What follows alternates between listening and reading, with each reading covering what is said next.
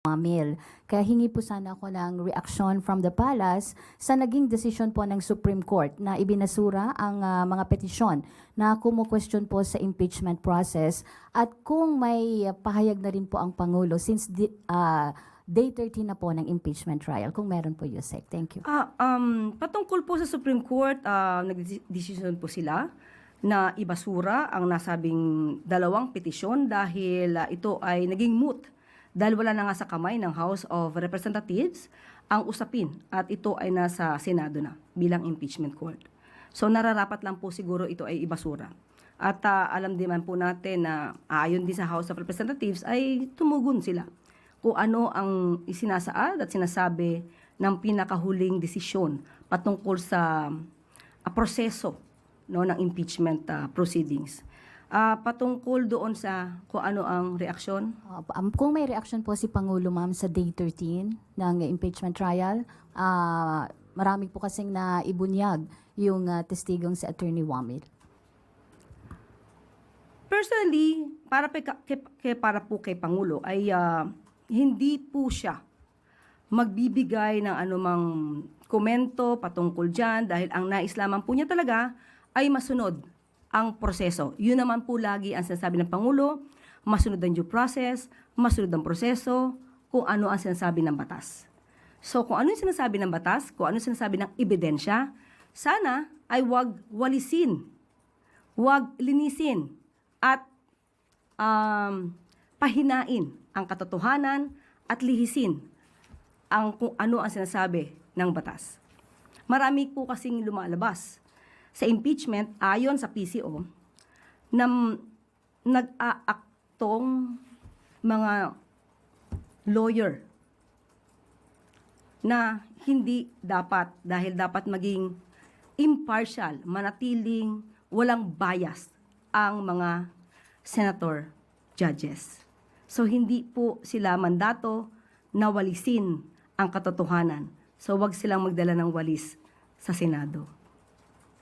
Thank you, ma'am. Reaction din, ma'am, sa mga kritiko na politically motivated po ang naging desisyon ng Supreme Court. Lahat po na naaapektuhan, yan lagi ang sinasabi, politically motivated. So, siguro mas dapat i-level up nila ang kanilang diskurso para hindi sila nananatili sa pinakamababang diskurso or argumento na politically motivated. As a trial lawyer, sino po yung naobserbahan yung umaaktong, mga senator judge na umaaktong lawyer for the defense? Makikita natin sa hearing bilang trial lawyer, makikita natin sa hearing na meron ng sariling batas, merong proseso, pero yung proseso ay nililihis. Iniiba ang interpretasyon at hindi hinahayaan ang witness na magtapos ng kanilang sagot. Ang judge po kasi, sila po ay nagtatanong for clarification. Ang ibinabato nila ay clarificatory questions. Hindi po sila para mag-cross-examine ng witness. Hindi po sila dapat nakikipagdebate sa witness. Kasi ang mandato nila, kunin ang katotohanan para sa taong bayan, hindi para walisin ang batas, walisin ang dapat na malaman ng tao para lang pagtakpan ang kalokohan di umano ng iba. Another follow-up. Sige, go. Yusek, can we get any names? Napanood naman lang lahat ang impeachment trial. So, makikita niyo naman kung sino ang nagko-cross-examine ng mga judges sa Senado. Another follow-up, Kat Domingo, ABS-CBN. Undersecretary, based on the findings of the PCO and your observation, ano po yung most damaging or most biased statements from senator judges that you have heard throughout the impeachment trial? Na ang dapat managot lamang ay ang SDO. Nakalimutan na may head of agency.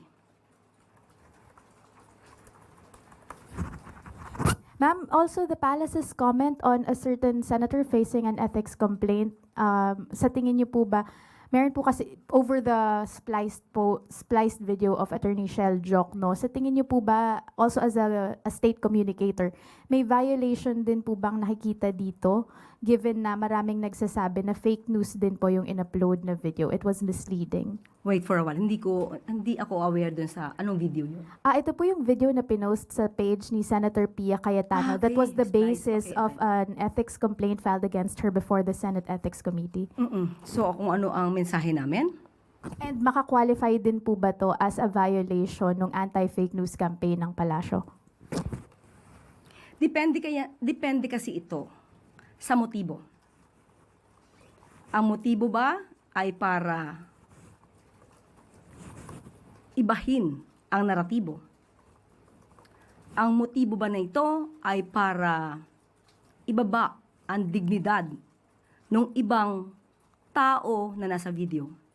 So, depende po ito sa mga motibo ng gumawa ng spliced video. Pero bilang lawyer, obligasyon ng mga lawyers na hindi magpakita ng fake news or mag-promote ng fake news.